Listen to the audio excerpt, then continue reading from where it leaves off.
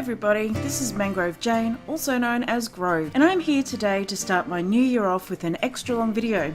I've been away for a little while just dealing with some things and also being present in my real life because here in Australia it's summer break time and the weather has been hot and humid and it is perfect beach and exploring weather. So that's basically what I've been doing, along with a couple of other things I will get to later. So what I'm going to do in this video is take you through the time I've spent away from Second Life and bring you up to speed with things. I did do a lot of recording around Christmas time and then also a little around New Year's, so I wanted to throw that all into one video and show you the end of one year and the beginning of another. So where to begin? Let's start with Christmas. I freaking love Christmas decorations. There is just something about them that makes me happy. My Second Life house receives so much more attention than my real life house does, but don't mistake that statement. My real life house also receives the Christmas makeover as well. However, there's just something about a Second Life Christmas that is exuberant and enthusiastic and just requires a serious amount of decorating. The winter sims all open up and show themselves off at their best. All the events have Christmas clothes and decorations out for the season. Doesn't look stupid when I'm wearing winter stuff right in the middle of what is my Australian summer. The changing of seasons in Second Life doesn't really affect me as much as in other places, as I live in a place on the mainland that is in perpetual winter, and I love it. But when it comes to Christmas, and there is an alignment where everyone has set up their sims for winter, and the Christmas cheer is everywhere, all at the same time, I'm just so happy I want to yell Merry Christmas at everyone I meet all the time. Okay, so I don't, but I'm yelling it on the inside, and that's what counts, right? So I change my houses quite frequently in Second Life. I just can't help myself. There are just so many really good ones in so many designs. Every time I show up at Scarlet Creative or see their stuff at C88, I let out a little squeal of delight before skipping around like a kid in a candy store. And changing over my houses before decorating at Christmas was certainly no exception. So I wanted to show you my process of doing that, decorating for the season and doing my seasonal house tour. Now, because it takes me so long to do, you'll notice that I've turned this into a speed decorating video. And along the way, I want to introduce you to a couple of people I've met up with pretty much every weekend for the past 10 years or so. I first met these two in a little game called World of Warcraft, where we would just hang out and smash things and laugh way too much. And somewhere along the way, we have stayed friends, even though we now all play different games and our lives are very different. I have a bit of an ulterior motive for introducing them to you and for them hopping online with me for a bit, and that is because I have a series of videos planned that include them, and I needed to test things out to see how all the audio would go with our different setups, as well as how difficult it was going to be when I get the rest of the group together and they all start rambling incessantly as they are wont to do. And judging by the amount of editing I had to do in this simple conversation, where I was talking to them about the kinds of things we do at Christmas, there's going to be a lot of editing when it comes to the more serious conversations. So I'm just going to stop my own rambling now and introduce you to a couple of my favourite people. This is my Christmas conversation with Extrepid and the Toliman. So we need to talk about Christmas. Tell me, what's your favourite thing about Christmas? Sleeping in. Oh God, yes. If only. Well, I don't think I've slept in Christmas in freaking 20 years. I just remember the act of sleeping in. I think there's an impression that somehow once you're on significant amounts of holiday, you will actually get to do the things you want to do. I don't actually know if that happens anymore. It's sort of like the idea that you'll get a good Christmas gift from a friend, a stranger, or a family member. I mean, there's always being surprised. Being surprised is nice. I was going to tell you what I got Glenn for Christmas then, and then I thought, probably best not to do that. Well, he's technically not here, but he's around. Yeah. So I got him something good for Christmas that I can guarantee Christmas. he's going to like. Okay, no. Is it a I got him a Google Home Mini. Oh, okay. shh, don't tell him. Because he likes to talk to his technology a lot. Yes, a lot. And he's been talking about the Google Home Minis for a long time now. And there was been looking at them and wanting to get one. Well, there was only like $40-something. Big W. They are kind of fun. There was $64 with an electronic Wi-Fi switch, so you can tell the switch to turn on, and it will turn on a device. I figured he's got his Chromecast, Between that and the Google Home Mini, Yeah. we'll keep him amused for hours. Or you'll have lots of fun That's- telling the television to start playing season 6 of whatever. Oh, hell yes. And you were telling me what your favourite thing about Christmas was. My favourite thing about Christmas, without any shadow of a doubt, is the license to eat and drink to an excess that is never otherwise allowed. Yeah, that's pretty good. It is. It's true. And you know, here at Christmas, we have a rule that you're allowed to, from the time you wake up to the time you go to bed, you're allowed to eat and drink anything you want without any repercussions. So if the kids want to eat chips or lollies for breakfast, they get to go ahead and do so.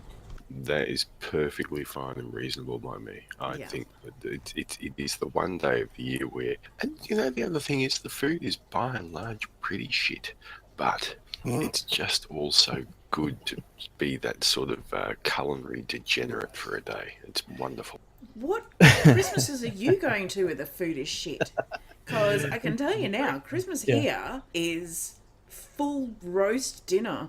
Yeah. No, I get that, but I mean, it's more about volume than about. Oh, God, yes. The volume is ridiculous. I literally cater for 100 people. See, I want to try the great broad breadth of Christmas experiences because I've seen other vicarious Christmases and you don't really get to change families too often. I want to try the turducken. I think that we I did want a turducken I want one to year. try and I want to get the 50 kilo of meat wrapped in another meat, wrapped in another meat, and deep fried for 4 hours, instead of buying it in a little sandwich bag. We did a turducken one year, and I can remember it being really freaking disappointing. Yes, that is exactly how I would picture it. Yes, the disappointment would be palatable. It was. Yes. It was. I mean, there's only so much like. It's sort of a little bit like the concept of fireworks is really awesome up until you get to about 30 years of age. But the No. concept is really good up until that point. I think. beg to differ. I still like fireworks. Do you I don't like the noise. lighting them yourself? Well, we're not allowed to here That's in right. Queensland. That's Ever. Yes. Yes. Well, the abhorrent reasoning being that yes, Christmas fireworks would be a complete fire hazard, like a complete and utter fire hazard. But when we were when we went to Malaysia, they're allowed to light fireworks whenever the frick they want to. So we did that. We went out to the park and lit up some fireworks, and that was pretty fun. Fireworks isn't a euphemism there, is it? No, it's just what it is. Okay, very good. Oh, shit, I should be asking you Christmas questions. Okay. Yeah, okay. Christmas question. Oh, by the way, I'm here for about another half hour or so. Yeah. So Christmas me to bit between now. What's the worst thing about Christmas? I'll let you take that one, X. The pressure of presents. Yes! That totally is. Absolutely. I was reading a thing today about that. I was just shopping. like, man, I wish I didn't have to do the present thing because that's real hard. But not only that, I was thinking about to the year when we did the stuffed experiment where we couldn't buy anything for anyone, and it was the best year. We did so much. And I saw this article. There was this actual article about alternatives to giving gifts as presents. And there was one really good one where instead of giving a gift, you give like a holiday to the family. And This is the alternative to actually giving shit to people that they don't really want. X. How's your Kringle going? Because yours is just fantastic. I've crung. You've crung. I've crung. You purchased your gift to I have your indeed. mysterious family member. I Is it purchased still my $5? gift. Explain. Yeah. Okay, so I have 2 sisters, 4 nieces and nephews. Yes. We go through the motions every year of doling out presents, and I've been sort of arcing up about this for a couple of years, saying, come on, it's a ritual. It's not actually meaning anything. Let's have a bit of fun with this ritual. And so we've decided this year that we're going to sort of, rather than getting presents for everybody, one person buys one present for one person in a random sense. Otherwise, that's cool. And we've drawn names, and we've got a $40 limit, and so we're going to see how it all goes down on Christmas Day. I'm looking forward to it. But in a little bit like your stuffed experiment vein, one of my kids had an idea, which was next year, rather than having a $40 limit, we will have a $0 limit.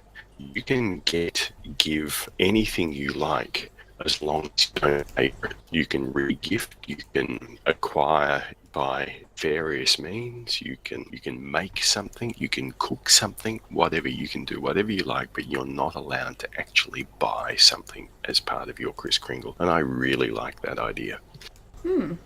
That was in the article as well. That tradition, which was kind of interesting. See, I have the perfect gift in the Kringle. I mean, it really. I'll post a picture because this is the best thing that I've seen that I would like to get. Die Hard Christmas. Have you seen this? The whole stress around present giving and indeed receiving it is just, it's not the good part of Christmas. Not at all. No, it's not. Unless, of course, what you purchase somebody is a Google Home Mini, in which case, you just nailed it. Fuck off. And the kids get really stressed about it too. They're like, oh, we've got to get presents for Grandma and Nana. And that's the other thing, you know, like when your parents start getting old enough, they have don't no really, need for they don't anything. want anything. Yeah. And they don't So need anything. They don't know what they want when they want it. Yeah. Yes. So it becomes one of those really painful things. What do I get them? I've actually stopped giving my mum stuff because she needs to know more stuff. And so for Christmas, I do things like take her out. I mean, not that I don't do that at other times, but it's just, it makes more sense to do that rather than buy another scarf or what have you. Do you send Christmas cards? Do any of you? I know that Pete's Do family we do. sing Christmas? What? I do you? don't send Christmas cards. I do hand them out to people at work. But you don't send them to family. Oh, God. I think Do I you end give up using Christmas the sticky cards labels. with your presents? I use the little labels because Yeah. it's easier to unwrap. We're just a labelers little too. label. Yeah, It's labelers. Sticky labels or tie-on labels? And I'm even getting lazy by just putting it in the bag. We use sticky labels because we're super lazy like that. No, I'm with you on that. I think that anything that you can do to make this process less painful is good. But- Sticky labels fall into that category. Weirdly, I actually thought this year of sending Christmas cards. It was a very weird experience for me. Actually, can I revise my worst thing about Christmas? Sure. Okay, so if you've got young kids Yeah. and you've ever done something like buy, or I don't know, a bike or a basketball Lego. ring. No. Bike or a basketball ring for them for Christmas. And Christmas Eve, you're getting it out of the box after they've gone to bed and putting it together. Not fun at all. There is an enormous amount of swearing involved. This is like giving IKEA for Christmas. Yeah. It's having to assemble the present before Christmas morning. I've only done it once, but I ended up. It was advantageous because I think that sort of part of the fun is doing it on Christmas Day as well. Sometimes it depends on how young Not fun. the person is. Well, sometimes with Lego, Never fun. advantageous. Oh, trying to get back on track. Can I ask a Christmas question? What is your favourite Christmas tradition? Making Christmas decorations. Well, I suppose as an artist that does fall under the purview, doesn't it? Well, it's sort of nice to have. Have you seen how expensive those Christmas baubles are in the shops? That's where this actually came from originally. No, I haven't. I haven't bought a Christmas decoration for years. When you buy the custom-made Christmas baubles from Well, hang the on. shopping You centres, just throwing the word custom made there. they are custom-made. You can get your name put on them or whatever. If you can Are do you that, making of them course out they're of, expensive. They're Are you like making them $20 out or of sugar? $30 each. Are these those edible things. Christmas decorations? No, Well, that's these are fucking just like a bauble Okay. with some glitter thrown on it. Right. And that really But- irritates me a lot that they're charging $30 baubles? each. So, The baubles, yes. yeah, one Christmas I just bought some baubles and I bought a whole lot of glitter and beads and stuff and we just started Nice. making our own.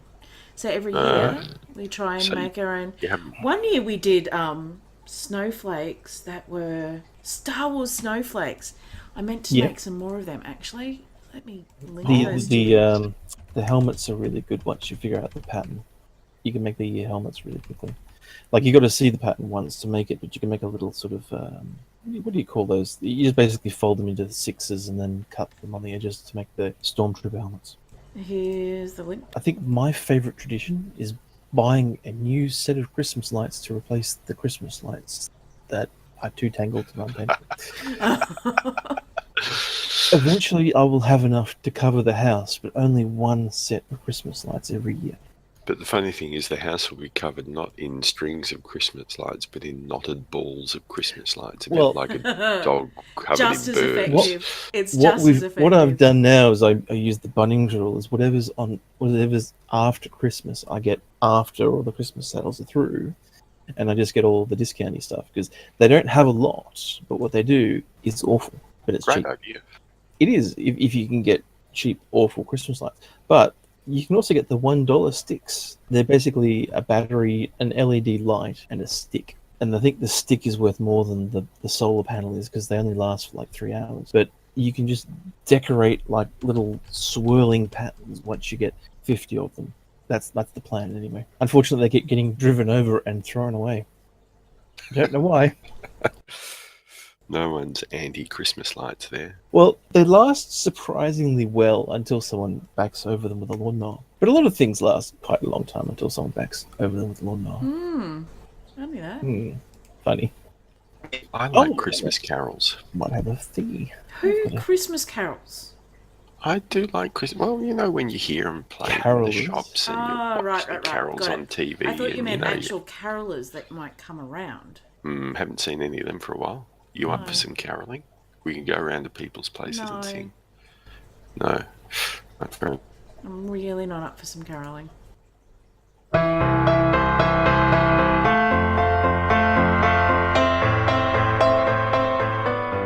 Now, onto what I'm actually supposed to be talking about. What was I talking about? Oh yeah, it's that video. You know, the one where I'm going to ramble for a while about all the things that happened this year and then talk about the things I want to happen next year. Yeah, I know. Just feel free to like the video, comment about how much you loved it, and then move on to another video about how to use the sex furniture in Second Life if you like. Right, you're still with me? Then let's get on to this thing. So, what the heck happened this past year? Well, so much happened. I'm going to try and be as honest as I possibly can be for reasons I will get to when I get to the bit where I'm talking about where I want to go this year.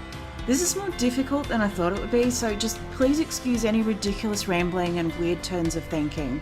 I've always had some seriously blurred lines when it comes to my first life and my second life stuff, so I'm shoving this stuff in here real quick so you kind of understand the things that happened in my second life as a result of my first life.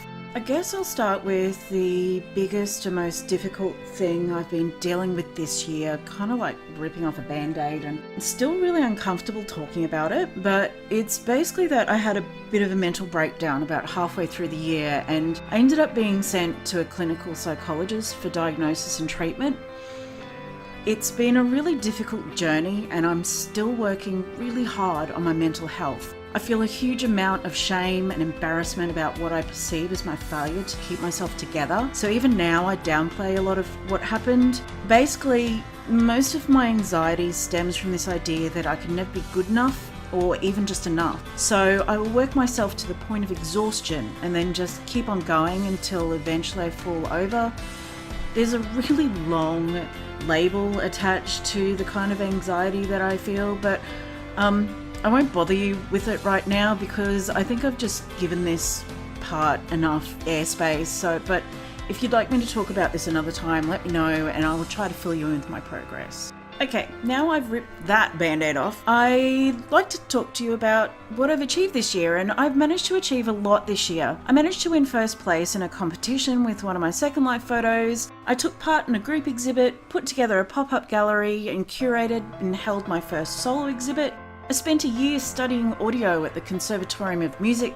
I developed a new idea that had been tossing around in my head for quite some time in order to make interactive paintings by adding proximity sensors and audio compositions in order to augment the reality of the viewer. I currently also have audio compositions at South Bank that I made in order to allow people to experience the place through my memories of it through time, and these are triggered using a mobile phone app and headphones. I spent some really long nights and days recording in different types of forests. It was pretty exhausting, but ultimately satisfying. I'd really like to explore some more environmentally based artworks that rely on recordings of natural world and work more with audio composition, but I think I may have to wait a little in order to do so due to the heavy workload I have coming up this year. So that's kind of my first life stuff. As to my second life stuff, well, where do I even start with this? It's been a journey. I started the year sitting on a BVN discussion panel about non-traditional blogging, in which I had great difficulty getting my in-game voice to work to start with, so that was a bit embarrassing. I then continued on to guest on a podcast called The Avatar's Voice with my good friend Mondrian, talking about all things virtual world related. I showed up in an article called Kasia's Choices. I managed to take part in 2 art exhibits in World. I kept up the photography and showed my work in real life exhibits. I kept up with the videos sporadically and the blogging even more sporadically. I lost a friendship that was very dear to me. I was incredibly hurt and confused for a while, and so spent a lot of time avoiding people in Second Life. I felt my social anxieties kick in, and I tried reaching out to a couple of people but couldn't stop beating myself up long enough to let them in. So yeah, screwed that one up too. But then there were people who stayed, the people who kept hammering at me no matter how many walls I put up to hide behind, people who just quietly persisted in being who they were and called me to them time and again. And to those people, I'm truly humbled and thankful. I managed to make 17 videos, 15 of which were totally Second Life related content. The other 2 were about my real life art, which is always related to my Second Life art. It doesn't seem like a lot, but each time I did a video, I tried to learn something new about editing or presenting a video or audio, and I'm really proud of that. So onwards and upwards, where to from here? If you have made it this far, wow, good on you. If I meet you in real life, I owe you a drink. The drink will probably be water from a tap, but I'll put ice in it to fancy it up for you a bit. I know a lot of people don't like setting New Year's goals because a lot of goals get left undone, but I have to say I am that super goal-oriented person. I love working towards a goal. It gives me a sense of achievement and control and allows me to focus on one thing at a time instead of in a million directions at once. So here are my top 5 life plans for 2019. My first goal is to finish my master's program. This is by far the thing that weighs most heavily in my mind because I'm now 2 years into my designated 3 and I'm at the point where I'm really looking forward to the end. I've got other academic goals that I want to get on with, but mainly it is just to get through and finish my master's program. Number 2 is to strive to make my mental health a priority. I am working on this. Every day I remind myself, 1 moment at a time, stop, breathe. Catch and stop the negative thought cycle so you don't spiral out of control. I owe it to myself and I owe it to the people around me. And most of all, positive mental attitude is my new mantra. Thank you, Jacksepticeye. Number 3 is to be more transparent. I started my vlog and my blog in order to document my process and my journey from the beginning days of my time in Second Life, and I feel like I haven't done a great job of that. It's all a little bit scattered and I kind of lost my way somewhere. I'd like to bring that more into line with my original goal of documenting my journey, which brings me to number 4. Increase the consistency and frequency of my vlog and blog posts. Ideally, I'd like to post once a week, but I know what a heavy workload that is with everything else going on in my life, so I'd like to aim for once every fortnight. That would bring me to about 26 vlog and blog posts for this year, and if I hit that, I'll be really happy. And last but not least, number 5. I would like to enjoy and explore both worlds.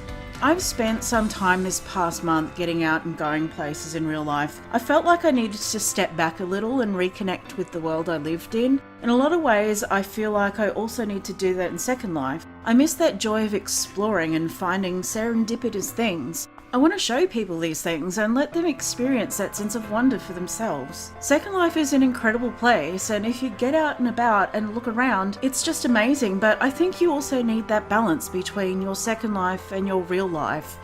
And I have this tendency to go really hard on my projects and just be cloistered in my studio and make Second Life a huge priority. But I think that balance is really important, and that I need to kind of get that right and remember to spend time in my first life with the people who mean so much to me, as well as Second Life and the people that mean a lot to me there as well. So there you go. That is the end of one year and the beginning of another. Wherever you are, however you have come to me, I hope this finds you hopeful and joyful. I hope your 2019 continues to be hopeful, joyful, incredible, delightful, and wonderful. And for the moments it is not, I hope for your strong hands to pick you up and the courage and strength to keep walking on. So that's it from me here today. I know this has been quite a long video. If you've made it to the very end with me, thanks so much for sticking with me and keeping at it. I promise there will be some much shorter videos and much easier to digest videos coming up in the near future. But if you like this video, give it a big thumbs up. If you haven't already, hit the subscribe button, and while you're there, punch the bell as well, which will give you notifications of any new videos I release. And I will catch you all in the next video. See you later, everyone. Bye.